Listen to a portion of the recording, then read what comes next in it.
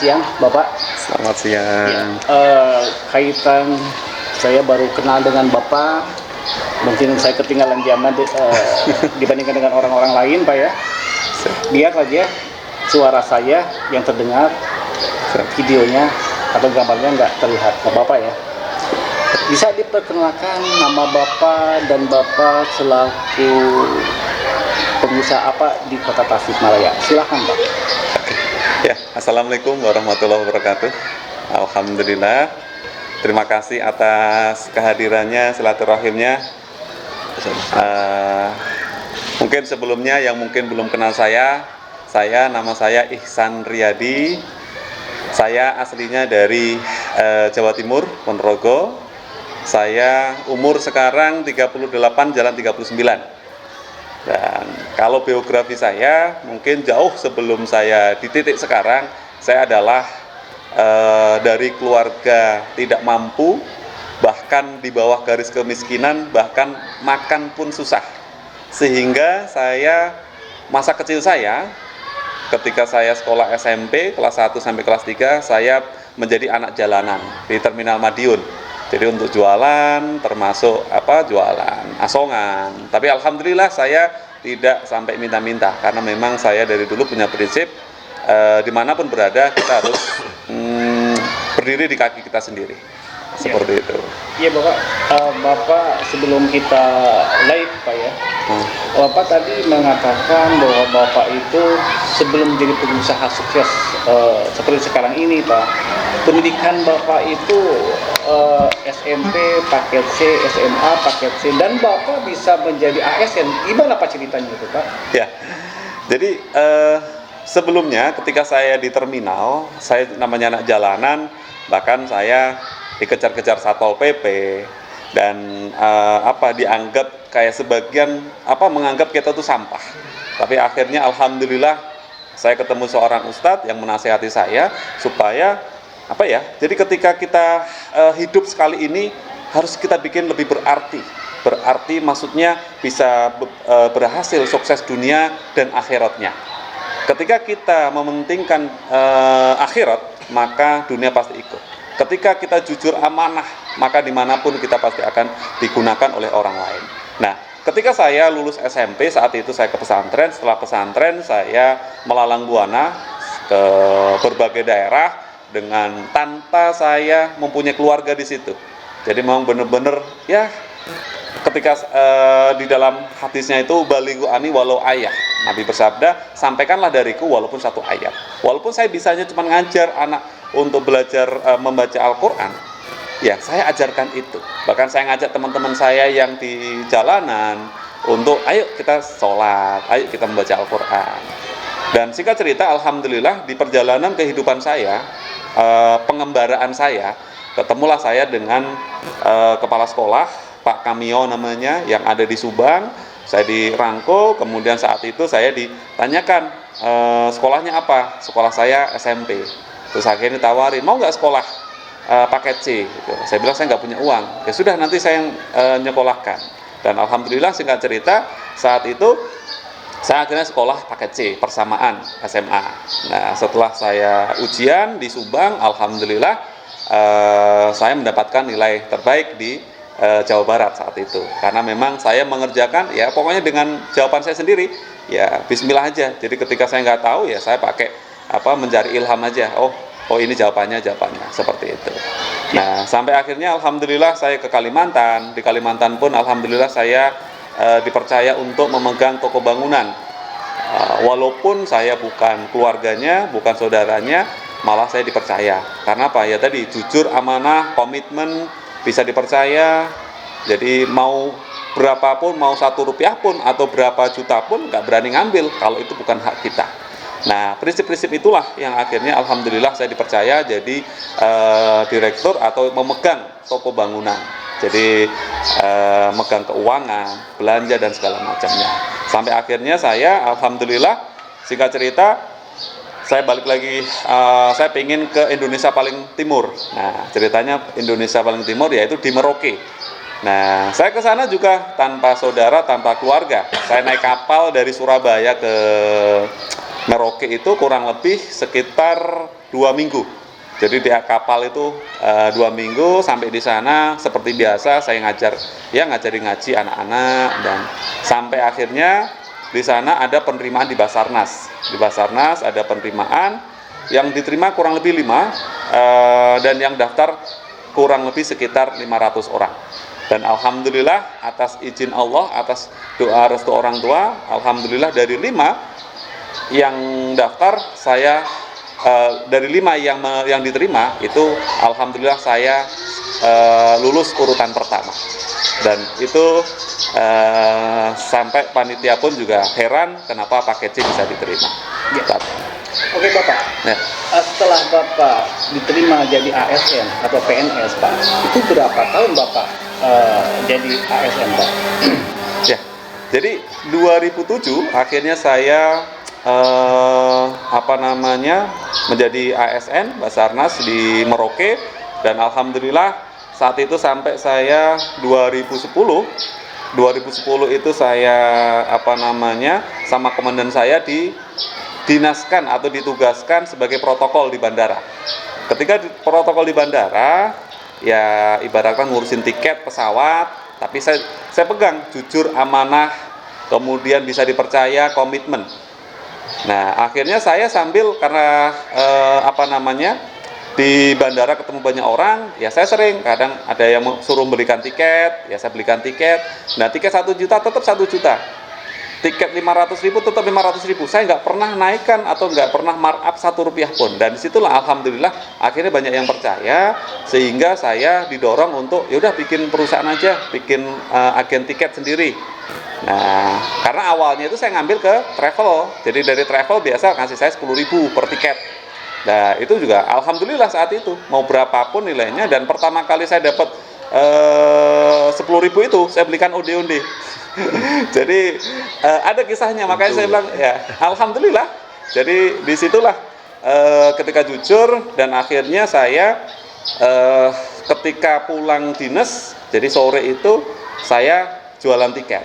Nah, sampai akhirnya pertama kali saya modal saya 2.500.000. Itu pun saya belikan laptop bekas. Bahkan saat itu saya nyalakan saja nggak tahu. Saya tanya, nyalakan gimana? Oh, ini nyalakan. Dan sampai belajar. Dan alhamdulillah saya punya perusahaan, yang awalnya perusahaan itu saya dirikan 2010 akhir, 2011 baru mulai dengan modal tadi sekitar 2.500.000. Dan alhamdulillah saya dari karyawan 1 sampai nambah-nambah, dan alhamdulillah 2012 saya bisa membeli kantor saya 1,9 miliar tanpa hutang. Oke. Pak Iksan, Ya. pas pada saat Pak Iksan membuka kantor, apakah memang Bapak masih jadi ASN atau memang sudah keluar ASN? Gimana Pak? Saya masih dalam keadaan dinas. Jadi ketika saya ditugaskan di bandara, saya ketemu banyak orang. Jadi ketika saya waktunya dinas, ketika nanti pulang kerja jam 4, saya lanjut ngurusin kantor saya. Karena saya juga punya anak buah. Sampai akhirnya ketika 2000 zaman ramenya Roman Kamaru, nah itu sempat saya mau keluar dari kedinasan saya, cuman sama komandan saya, kamu sudah berhasil malah mau keluar, kamu jangan ikut-ikutan Roman Kamaru. Dan akhirnya saat itu saya siap, komandan, selama saya masih dibutuhkan, saya tetap akan mengabdi, karena saya besar dari Basarnas. Jadi saat itu alhamdulillah, walaupun gaji jarang saya ambil, jadi saya baru tahu gaji saya berapa itu baru kemarin. Jadi selama ini numpuk aja. Karena berapa kalau boleh saya tahu gajinya Pak? Kalau gaji itu terakhir kemarin tuh dengan tunjangan-tunjangan sekitar hampir 10 jutaan lah. Dan berapa pun nggak diambilnya tuh Pak? Itu saya nggak inget. Jadi besar sekali Pak ya? Ya, tapi paling diambil paling biasa saya kasih ke orang tua. Jadi istri saya pun nggak pernah nguting-nguting ngambil uang gaji gitu. Jadi saat itu memang saya lebih banyak hidup dari usaha saya, dan alhamdulillah untuk karyawan saya sampai sekarang hampir 100 orang. Kemudian perusahaan saya ada 6. Jadi ada di bidang tiketing, saya pegang Citylink Corner, ada Grey Garuda, kemudian Lion, kemudian ada juga saya umroh, ada APMS atau SPBU di Papua juga, termasuk ini. Berapa titik SPBU, Pak? Oh, satu aja SPBU. Kalau saya banyak di tiketing pesawat. Jadi kalau tiketing pesawat itu cukup lumayan. Itu di Papua itu ada sekitar 1, 2, 3, 4. Kurang lebih sekitar 7 kantor. Oke Bapak, dengan berjibunya cabang-cabang usaha Bapak, kalau boleh diulas lagi Pak, berapa modal awalnya Bapak? Modal awal 2.500.000. 7.500 ya? Dan tanpa hutang di bank 1 rupiah pun. Alhamdulillah, sampai detik sekarang pun, jadi memang saya diajarkan jadi memanage keuangan. Ketika kita dapat untung 10.000, maka jangan dimakan 10.000, katakanlah untung ada dimakan 2.000. Dan itu terus berkembang. Jadi saya ketika membangun usaha saya satu dengan yang lainnya, ketika satu sudah kuat, baru bangun yang lain. Ketika yang kedua ini sudah kuat, baru bangun yang ketiga. Dan seterusnya. Jadi bukan kok ini dibangun. Kadang kesalahan seorang pengusaha adalah semua mau dikerjakan. Padahal secara modal itu tidak kuat. Gitu loh. Ya, oke Bapak. Sekarang kita maju ke kota Tasik Pak ya. Mulai dari Jawa langsung Bapak melalang buana sampai ke Papua, akhirnya Bapak terpicut di kota Tasikmalaya Pak ya, seperti itu. Kalau boleh saya tahu Bapak di kota Tasikmalaya sudah sejak tahun berapa Pak? Ya, jadi saya ke Tasik itu ada cerita juga. Saya juga bukan orang Tasik, saya bukan keluarga saya di Tasik, bukan. Singkat cerita, ketika saya naik pangkat, alhamdulillah pangkat saya kemarin udah golongan 3, saya ditariklah ke pusat. Dari Basarnas Merauke, dari 2007, walaupun saya tidak memikirkan gaji, yang saya lakukan adalah pengabdian. Karena ketika itu, kalau dipikir, saya rugi kalau kita bicara uang. Karena apa? Saya di luar bisa, gaji saya di Basarnas mungkin bisa saya dapat di luar cukup 1 bulan, di Basarnas mungkin bisa puluhan tahun. Akan tetapi itulah pengabdian saya, karena ketika itu saya mengatakan ketika saya masih mampu untuk mengabdi, saya akan mengabdi. Sampai akhirnya saya pindah ke Jakarta. Ketika di Jakarta saya memegang jabatan adalah di bagian OKPBJ atau pengadaan barang dan jasa. Dan disitulah mulai dilalah itu qadarullah itu saya migran, dan saya sampai orang tua saya pun, kan bapak saya udah meninggal, tinggal ibu. Nah, ibu saya ajak ke Jakarta, nggak mau. Akhirnya saat itu saya sampaikan ke komandan saya, kemudian saya izin mau pensiun dini.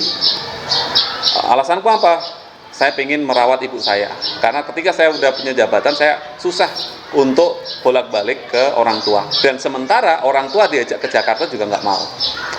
Nah, sampai akhirnya sama komandan saya, oh nggak bisa, ini nggak bisa kamu pensiun dini karena umur kamu masih 36 tahun dan masa kerja saat itu saya baru 18 tahun. Nah, jadi saya di Basarnas kurang lebih 18 tahun. Nah, sampai akhirnya saya korbankan, saya lepaskan pangkat jabatan saya untuk saya berbakti kepada ibu. Karena buat saya, waktu saya untuk berbakti kepada ibu itu tidak bisa diulang, tapi kalau uang itu bisa dicari dimanapun. Sehingga saat itu saya berpikir, saya ingin cari tempat yang nantinya saya bisa untuk kegiatan sosial. Siap.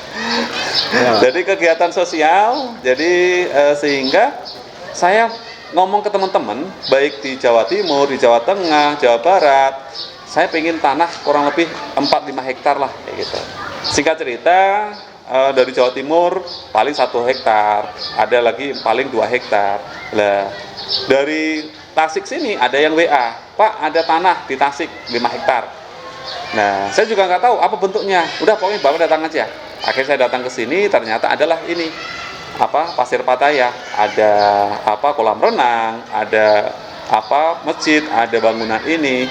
Nah, sehingga di situ saya istikharah, kemudian saya mantap, kemudian saya juga minta doa restu ibu saya, Bu, saya mau beli tanah di Tasik. Loh, Tasik itu mana? Gitu.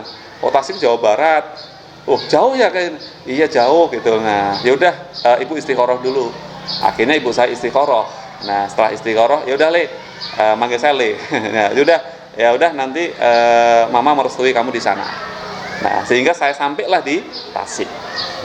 Oke Bapak, gitu. Sangat menarik sekali cerita Bapak dari mulai bukan siapa-siapa menjadi siapa-siapa. Nah, sekarang Bapak kita menginjak kepada calon pencalonan wali kota atau pimpinan kota Tasikmalaya ya Pak ya. Nah saya itu melihat Pak, branding Bapak, baliho Bapak itu di mana-mana. Saya pikir Bapak itu owner perusahaan saja. Ternyata Bapak ada sesuatu hal ingin memajukan kota Tasikmalaya.